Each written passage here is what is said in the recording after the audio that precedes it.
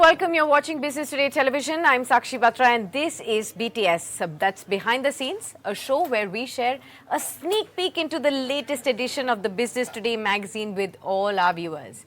Joining me on the show are Shelly Singh, consulting editor for Business Today, who's also done the cover story for the latest edition where the focus is on finding out whether artificial intelligence is one of the biggest threats that faces us right now. Also joining in is Palak Agarwal. She's the senior assistant editor for Business Today and who's covered a topic that is hotly debated in finding out how most of the startups that have recently made their stock market debut have actually displayed a pre-IPO bounce by turning profitable right ahead of entering the D Street, and we're going to be focusing on that story too. But first to you, Shelly, good to have you with us. Now, when we talk about India's nearly $300 billion technology services business that employs 5.8 million people, it is facing its biggest threat in artificial intelligence.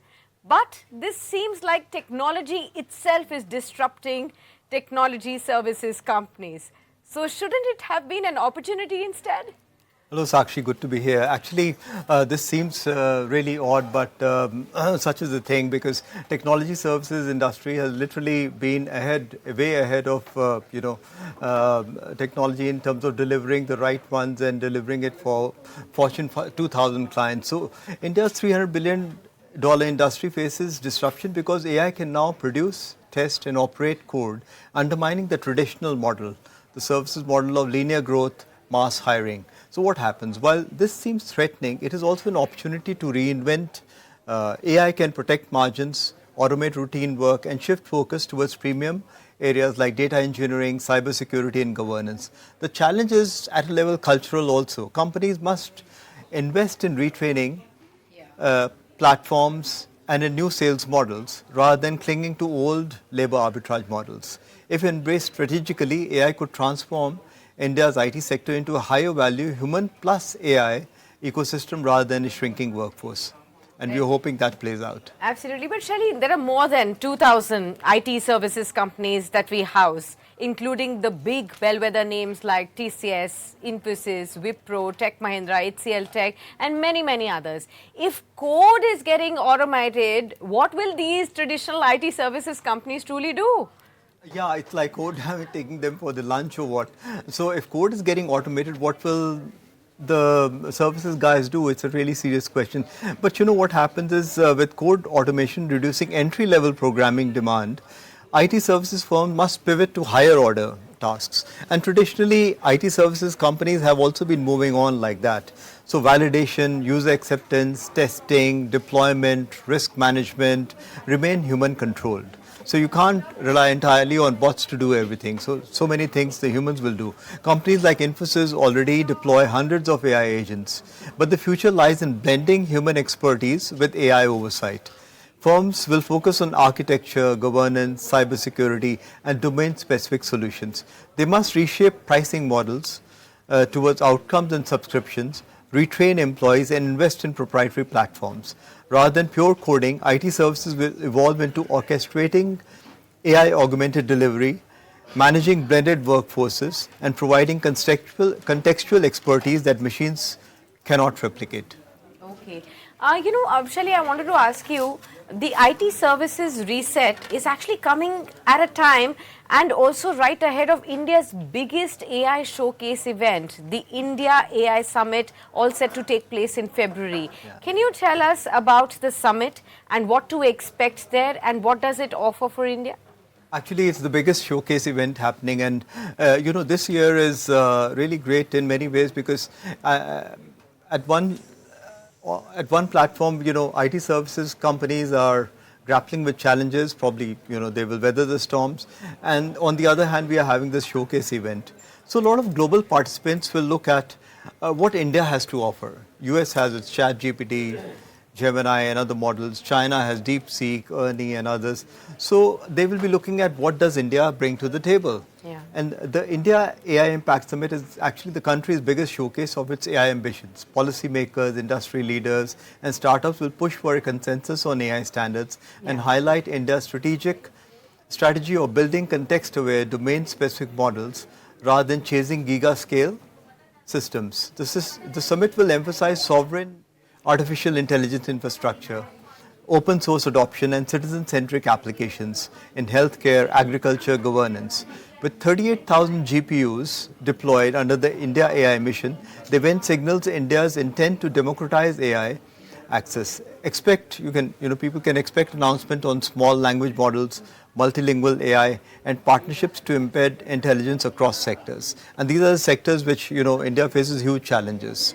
So, Absolutely. So it's an interesting one, and the biggest that we've ever seen in India before that you're going to be witnessing there. Yeah. And that truly will shape the journey for Indian IT companies, Indian companies at large, as to how do they jump onto the bandwagon and make the most of the AI opportunity that's already entered our lives in every walk and fashion. So I'm sure this is one story that you would love to really read on more about, in case you too find AI very intriguing and you want to know about more as to how it's completely changing the way we have dealt with technology so far. So do catch up reading onto this story that's been written by Shelley. Palak, I'm going to come to you now. Your story in the latest edition examines the pre-IPO profitability bounce, which is a pattern that we are noticing where startups are tightening the costs, flipping profitability just right ahead of making their D Street debut. So what explains this shift, and how consistent is the trend across sectors? Hi, Sakshi. Good to be here. And it's very important that we are covering this topic now, given that in next 12 to 18 months, more than 40 to 45 IPOs are expected, startup IPOs are expected. Last year alone, in 2025, around 16 startups got listed on the main board. And surprisingly, nearly half of them have shown sudden profitability, okay, and others have shown they have shrunk losses.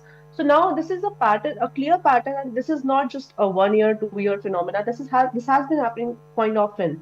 Maybe let's take a one-time tax credit, or some uh, acquisition revaluations or anything, or maybe cutting down on marketing expenses. This has been quite a trajectory now that startups have been following. So I'm just giving you out a few numbers. If I have to, like Urban Company, or let's say WeWork, or Lenskart, or Pine Labs, there have been across companies who have shown just a year of profitability ahead of listing. So yes, the pattern has been there, and given that Indian startup ecosystem is the world's third largest, we have to list, the companies have to get listed in their growth phase, and everything is fine. But yes, the swing to profitability, it's a topic of debate as to how the business is scalable, the kind of growth they want to achieve, and where is the consistency. All right. I also wanted to ask you, Palak, since this also probes the governance question as well. So, how are investors, founders, and even regulators viewing these last minute turnarounds, and whether they truly signal a sustainable discipline or just a cosmetic cleanup right ahead of making their market debut? So yes, it does raise governance questions. And speaking of governance experts, and what's happening in the ecosystem, there have been trends that the startups do follow. That if they are deploying a lot of processes, or within the start of their journey, it puts them under a lot of pressure, under a lot of scrutiny. But then governance is also a reflection of building a healthy business. So yes, the governance lens is there.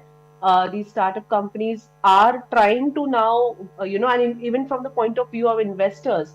Earlier, if we see, maybe 3 to 4 years back, there was a trend of high valuations and achieving the unicorn status. Now, investors are focusing on how the companies, how fast, or how there should be a clear growth trajectory as to when the companies could turn profitable. But the point here is how sustainable that profit is. All right, Palak, that's an interesting one there as well. Again, hotly debated topic. Viewers, in case you too are an investor of the IPOs, especially are watching out for these new age startup companies really launching their debuts.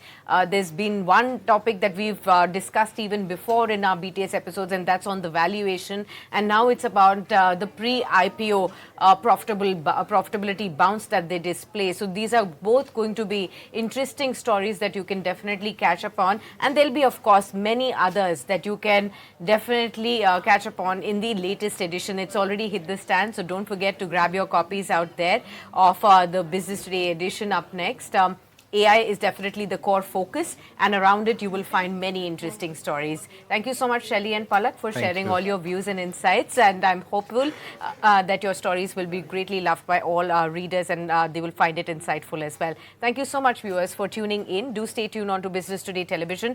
Much more coming up on your screens ahead from the world of markets, business and finance.